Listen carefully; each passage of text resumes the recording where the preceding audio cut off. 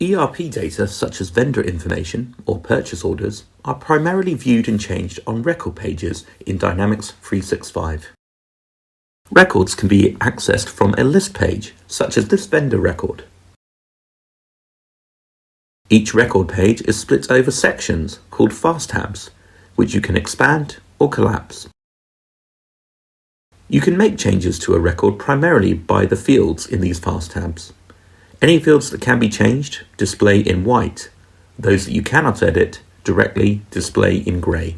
Some fields are simply text entry boxes, while others that involve limited selections or dates can be selected from the drop-down menus. After making any changes, from the action pane, click Save. If there are any issues with your changes to a record, a notification displays at the top of the page. Finally, the action pane at the top of the record allows you to access key-related information to a record or take actions, such as submitting a record to Workflow for approval.